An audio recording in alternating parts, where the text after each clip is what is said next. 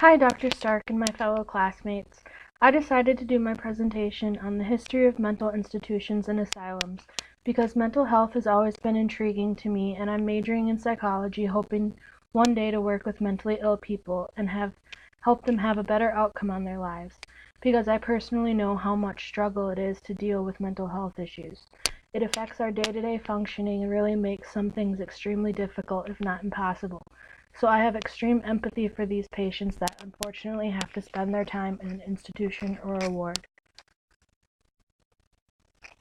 Some of us in this class already know a lot about institutions, except that we don't know a lot about institutions except from thoughts from scary movies or learning about them in other classes.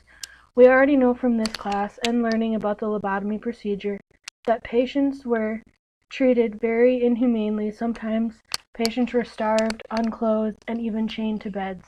In history, we already know that they didn't know much about how to treat mentally ill patients.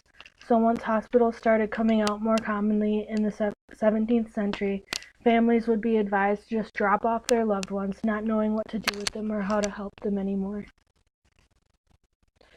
The first mental asylum in history opened its doors in 1753. It was located in Philadelphia. It was called the Quakers Hospital of Philadelphia and later just named the Philadelphia Hospital. This hospital treated a variety of patients, but 6 of its first patients suffered from mental illness. Benjamin Rush, pictured on the right, was a physician who worked in the hospital. He has been referred to as the father of modern psychiatry, largely due to his book Medical Inquiries and Observations on the Diseases of the Mind. He believed in treating mentally ill patients with bloodletting, a treatment that was used by ancient civilizations. He dismissed demonic theories behind mental illness and instead thought that psychiatric disorders originated from hypertension in the brain's blood vessels. He thought that removing the blood from the body would help ease the tension from the illness. Patients would typically calm down after a bloodletting, but that was mainly because they were just too weak. During these earlier times, professionals actually believed these cruel procedures worked. They also used cold baths and morphine to help patients.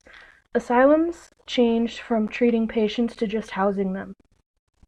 Administering moral treatment wasn't feasible anymore, considering that asylums went from having a couple hundred patients to thousands.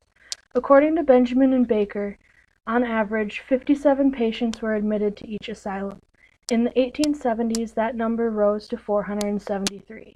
Patients in these early institutions were poorly fed, chained to walls, and even beaten. As I said before, the first hospital in America was in the Philadelphia Hospital, that in which provided rooms in the basement complete with shackles and attached to the walls to house a number of mentally ill patients. Within a year or two, the press for admissions required additional space, and a ward was opened beside the hospital. Eventually, a new Pennsylvania hospital for the insane was opened in a suburb in 1856 and remained open under different names until 1998. In 1824, the Eastern Lunatic Asylum was opened in Lexington, Kentucky, as the first mental institution west of the Appalachian Mountains. It still operates today under the name Eastern State Hospital. In 1773, to deal with the mentally disturbed population that was causing problems in the community, the Virginia legislature provided funds to build a small hospital in Williamsburg. In 1972, the New York hospital opened a ward for curable insane patients. In 1808, a freestanding medical facility was built nearby for the humane treatment of the mentally ill. And in 1821, a larger facility called the Bloomingdale Asylum was built in what is now the Upper West Side. In 1894, it was moved farther away to the suburb of White Plains and is currently under operation as the Payne Whitney Winchester Hospital. In 1817, in Philadelphia, the Asylum for the Relief of Persons Deprived of the Use of Their Reason was opened under Quaker auspices as a private mental hospital. It continues to serve this function to this day as the Friends Hospital. In 1824, the Eastern Lunatic Asylum was opened in Lexington, Kentucky as the first mental institution west of the Appalachian Mountains. It still operates today under the name Eastern State Hospital. By 1890, every state had built one or more publicly supported mental hospitals, which all extended in size as the country's population increased.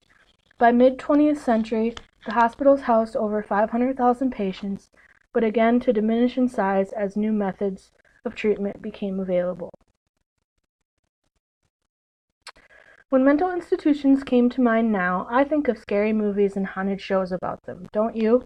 For fun, I did some research on some of the creepiest historical asylums in America. Here are a few images I found when I thought of creepy asylums and a few movies related to the subject. Some of you might have seen some of these movies, and personally, I've seen Grave Encounters, and I recommend watching that movie as it is very interesting, even though it is probably, well, it is fake.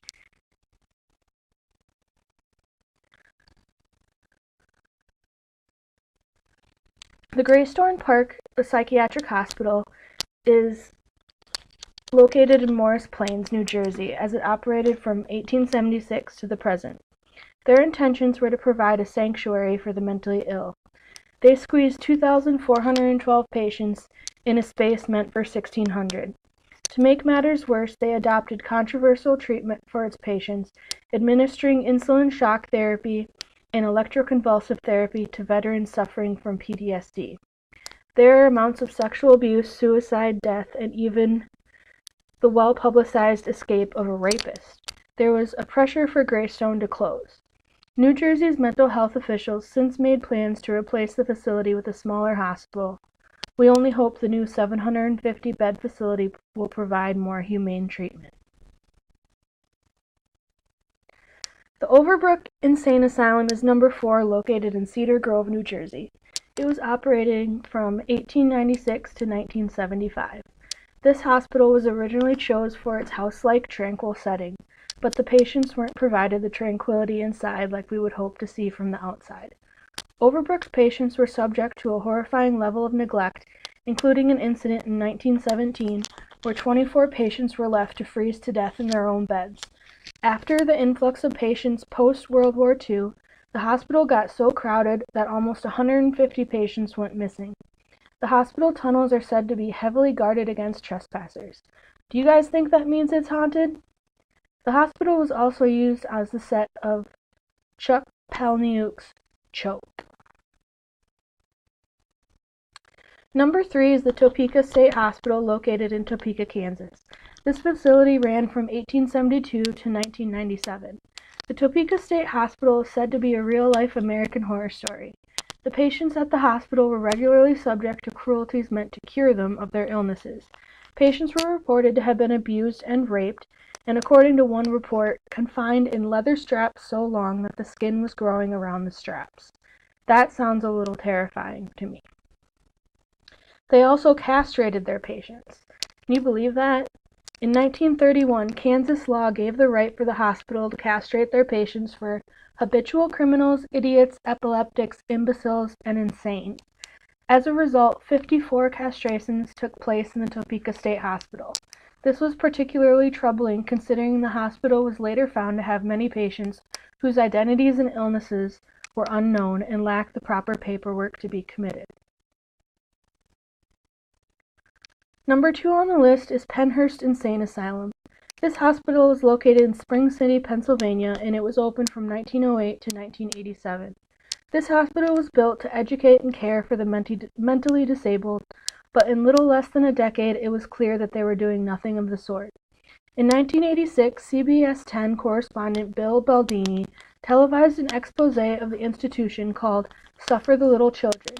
The news report showed terrible, horrible conditions such as neglected children, children's screams filling the air, large-scale physical and sexual abuse, and a lack of empathy toward patients.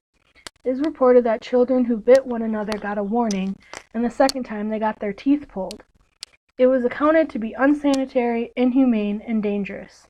This led to a successful class action lawsuit, and the court found that over 3,000 of its patients were not receiving adequate care, and the institution was closed. And here, guys, is the #1 most creepy institution or asylum in America, according to this article. This asylum is located in Athens, Ohio, and was under operation from 1874 to 1993. In the 19th century, women who showed sexual desire and strong emotions were diagnosed with hysteria. From 1870 to 1968, 132 female patients were deemed insane due to similar issues, including menstrual derangements. To me, this sounds a little ridiculous. For being a female, we can't really control any kind of psychiatric way that our premenstrual symptoms affect us. The asylum's treatment for these women included freezing, shocking, kicking, and in some cases, lobotomizing to get rid of their sickness. The asylum's treatment for these women included freezing, shocking, kicking, and in some cases, lobotomizing to get rid of their sickness. One patient, Margaret Schilling, is said to still haunt the asylum in an attempt to escape. Schilling had hid in the attic and died of starvation there. They say her decomposing corpse left behind a stain on the floor that can't be scrubbed clean. Here's the picture on the left of the stain found on the floor in the attic of the building. Now, mental hospitals and psychiatric wards are a lot more humane. They try to incorporate the patients with the community and use more humane and moral forms of treatment. Psychiatric wards now house only 30,000 patients, which is a large decrease from the 50s. Governments are in favor of integrating these patients into the community instead of isolating them in a hospital. Conditions are thought to be much better, but there is still a lot of controversy surrounding mental hospitals. There are reports of sexual abuse in wards, and some Georgian hospitals were shut down due to failure to follow regulation. Unfortunately, suicide rates are still alarmingly high. There have been many efforts to improve the quality of life for the patients, including the ability to refuse treatment, a decreased and more humane use of electric shock therapy, and the ability to pay with insurance. Here are a couple pictures of Regents Hospital Mental Health Center. As you can see, there are more open spaces for socializing and whatnot. It is not as confining and neglectful as it was in the past, as I am thankful to see nowadays. And finally, here are my references. Thank you for your time.